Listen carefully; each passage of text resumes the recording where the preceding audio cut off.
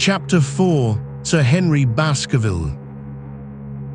Our breakfast table was cleared early, and Holmes waited in his dressing gown for the promised interview. Our clients were punctual to their appointment, for the clock had just struck 10 when Dr. Mortimer was shown up, followed by the young baronet. The latter was a small, alert, dark-eyed man about 30 years of age, very sturdily built, with thick black eyebrows and a strong, pugnacious face. He wore a ruddy-tinted tweed suit and had the weather-beaten appearance of one who has spent most of his time in the open air, and yet there was something in his steady eye and the quiet assurance of his bearing which indicated the gentleman. "This is Sir Henry Baskerville," said Dr. Mortimer. "Why, yes," said he, "and the strange thing is, Mr. Sherlock Holmes, that if my friend here had not proposed coming round to you this morning, I should have come on my own account. I understand that you think out little puzzles, and I've had one this morning which wants more thinking out than I am able to give it. Pray take a seat, Sir Henry.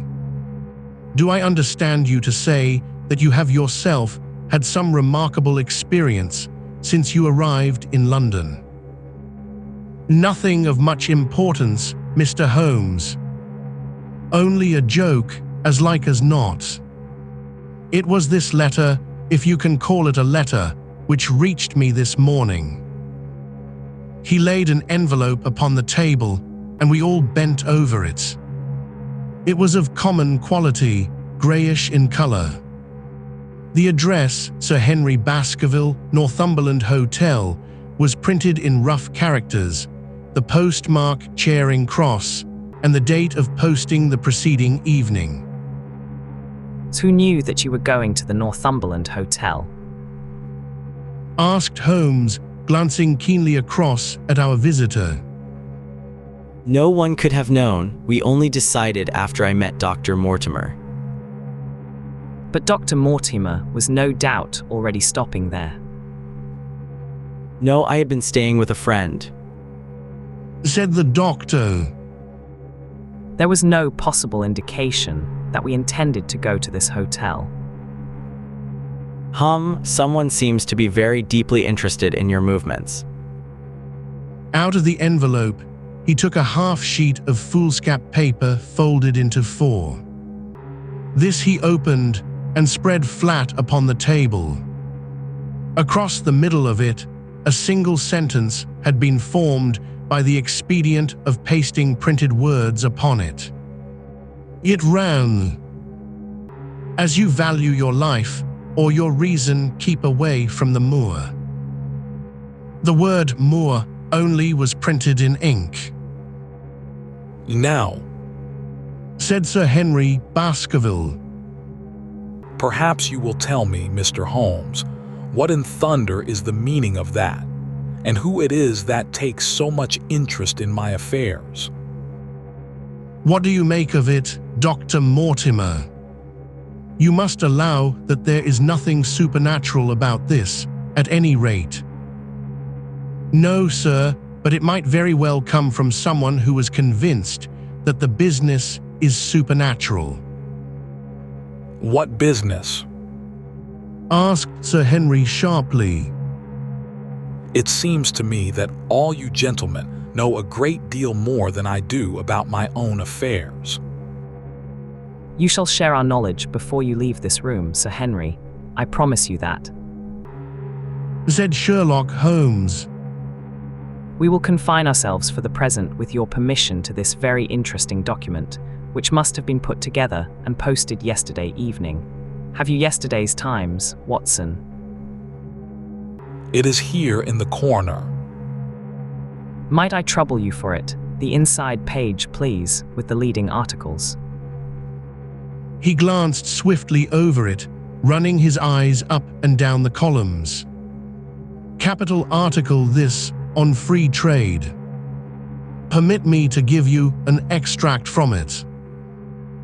You may be cajoled into imagining that your own special trade or your own industry will be encouraged by a protective tariff, but it stands to reason that such legislation must in the long run keep away wealth from the country, diminish the value of our imports, and lower the general conditions of life in this island. What do you think of that, Watson? Cried Holmes in high glee, rubbing his hands together with satisfaction.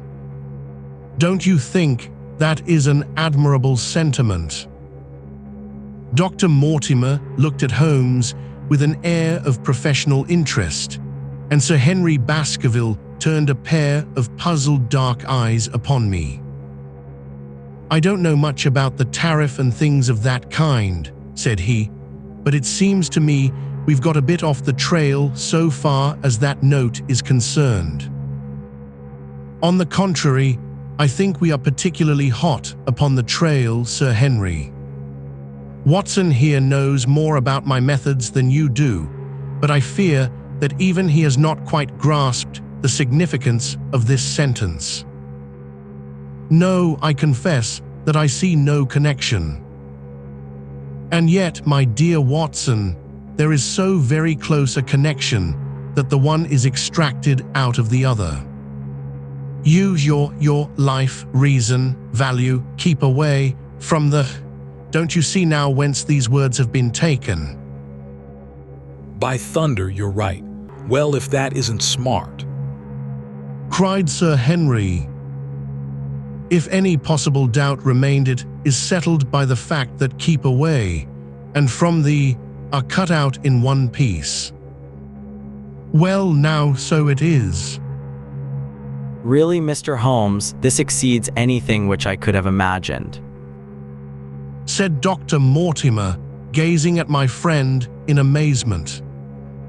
I could understand anyone saying that the words were from a newspaper, but that you should name which and add that it came from the leading article is really one of the most remarkable things which I have ever known. How did you do it? I presume, Doctor, that you could tell the skull of a Negro from that of an Esquimau. Most certainly. But how? Because that is my special hobby. The differences are obvious. The supraorbital crest, the facial angle, the maxillary curve, But this is my special hobby, and the differences are equally obvious. There is as much difference to my eyes between the leaded bourgeois type of a Times article and the slovenly print of an evening halfpenny paper as there could be between your Negro and your Esquimau. The detection of types is one of the most elementary branches of knowledge to the special expert in crime, though I confess that once when I was very young, I confused the Leeds Mercury with the Western Morning News.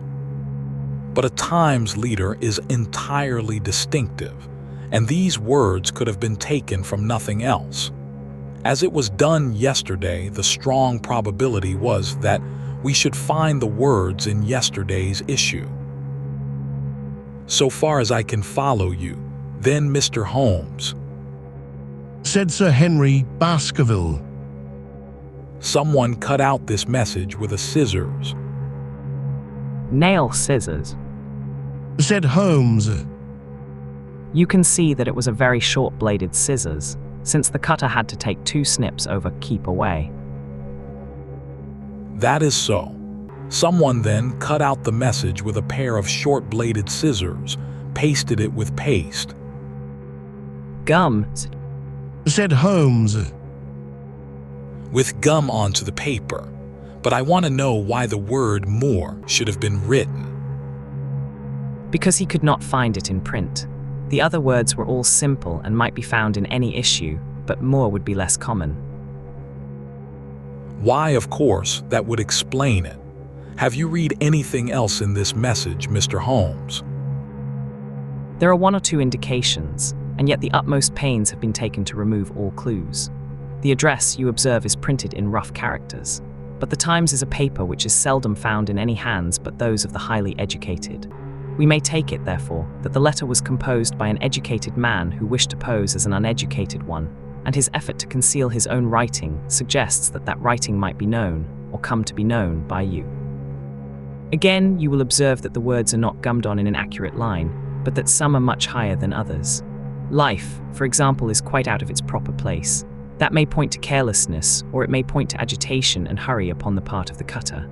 On the whole, I incline to the latter view, since the matter was evidently important, and it is unlikely that the composer of such a letter would be careless.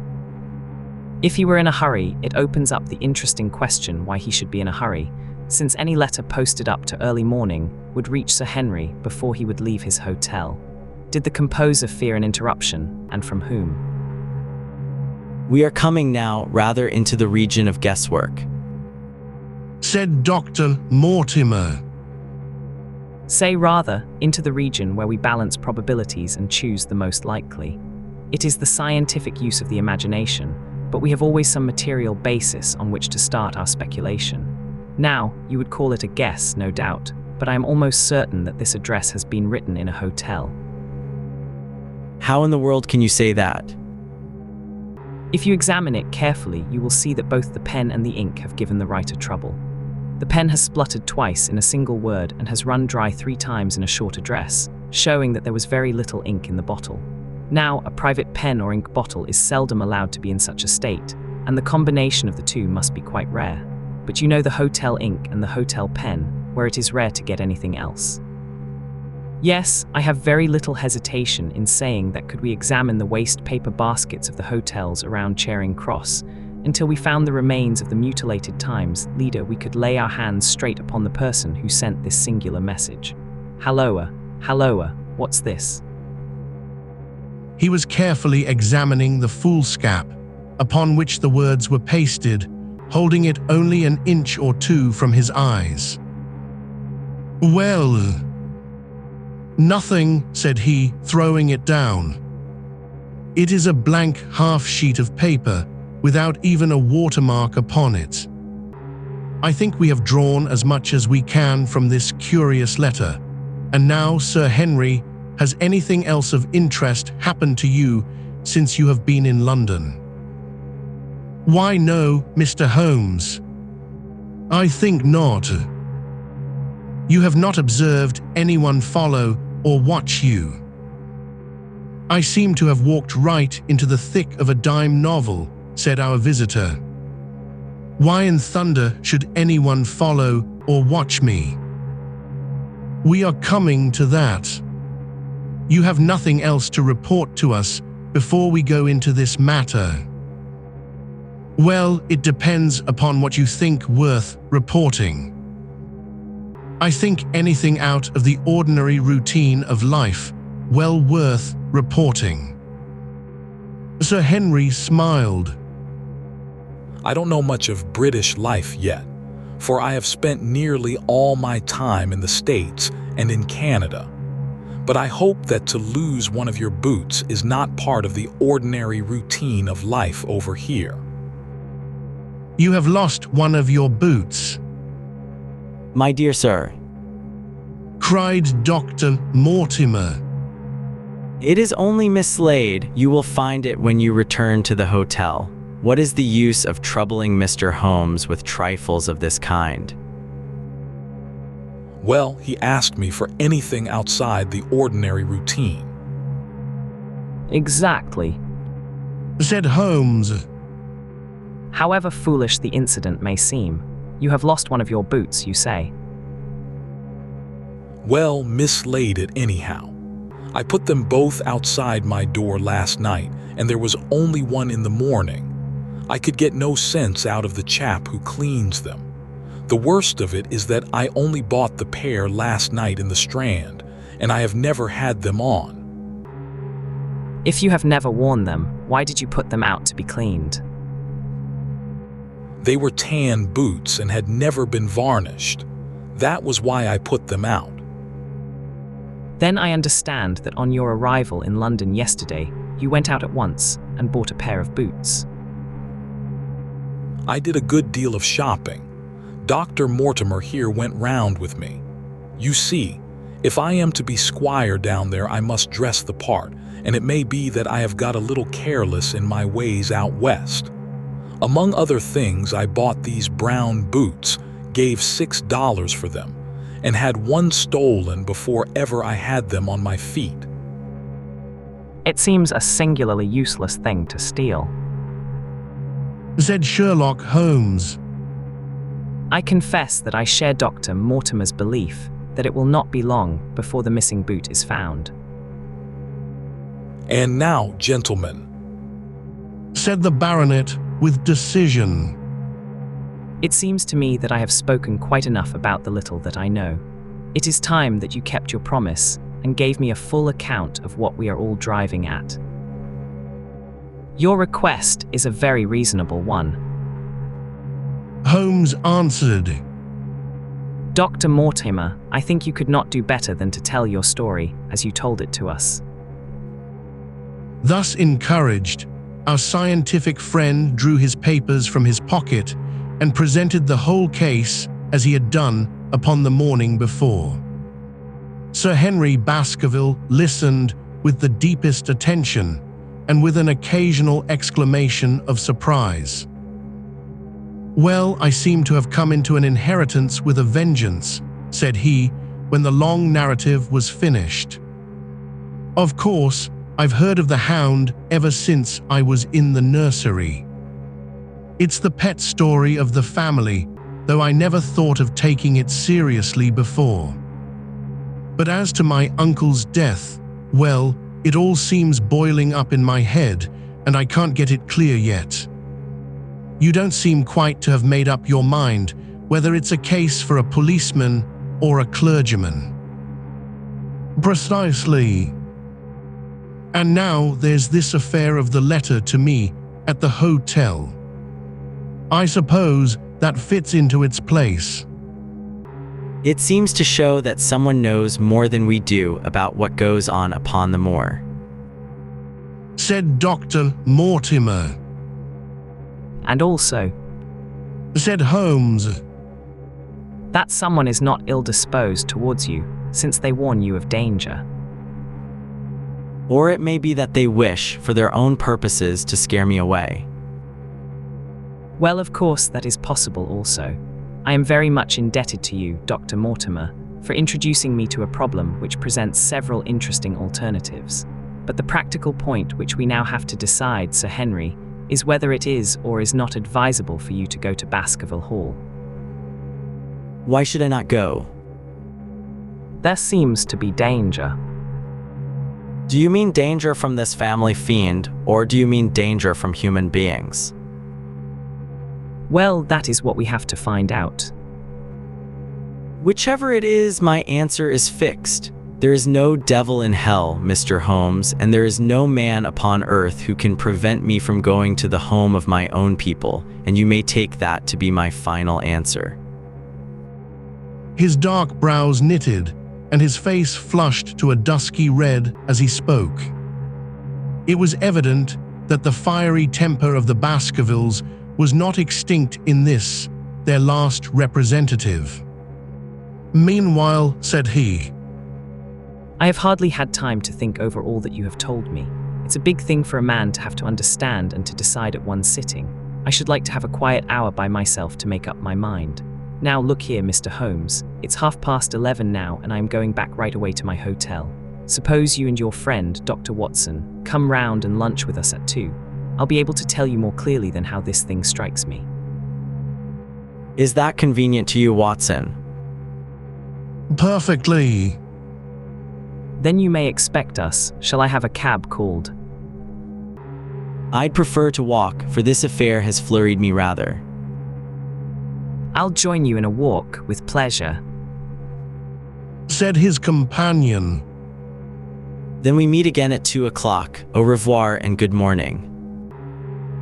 We heard the steps of our visitors descend the stair and the bang of the front door. In an instant, Holmes had changed from the languid dreamer to the man of action. "Your hat and boots, Watson, quick." Not a moment to lose. He rushed into his room in his dressing gown and was back again in a few seconds in a frock coat. We hurried together down the stairs and into the street. Dr. Mortimer and Baskerville were still visible about 200 yards ahead of us in the direction of Oxford Street. Shall I run on and stop them? Not for the world, my dear Watson. I am perfectly satisfied with your company if you will tolerate mine. Our friends are wise, for it is certainly a very fine morning for a walk. He quickened his pace until we had decreased the distance, which divided us by about half. Then, still keeping 100 yards behind, we followed into Oxford Street and so down Regent Street. Once our friends stopped and stared into a shop window, upon which Holmes did the same. An instant afterwards, he gave a little cry of satisfaction, and following the direction of his eager eyes, I saw that a hansom cab, with a man inside, which had halted on the other side of the street, was now proceeding slowly onward again. "There's our man, Watson. Come along. We'll have a good look at him if we can do no more." At that instant, I was aware of a bushy black beard and a pair of piercing eyes turned upon us through the side window of the cab. Instantly, the trapdoor at the top flew up, something was screamed to the driver, and the cab flew madly off down Regent Street. Holmes looked eagerly round for another, but no empty one was in sight. Then he dashed in wild pursuit amid the stream of the traffic, but the start was too great, and already the cab was out of sight. It's there now, said Holmes bitterly as he emerged panting and white with vexation from the tide of vehicles. Was ever such bad luck, and such bad management too? Watson, Watson, if you are an honest man, you will record this also, and set it against my successes. Who was the man? I have not an idea. A spy. Well, it was evident from what we have heard that Baskerville has been very closely shadowed by someone since he has been in town. How else could it be known so quickly that it was the Northumberland Hotel which he had chosen? If they had followed him the first day, I argued that they would follow him also the second. You may have observed that I twice strolled over to the window while Dr. Mortimer was reading his legend. Yes, I remember.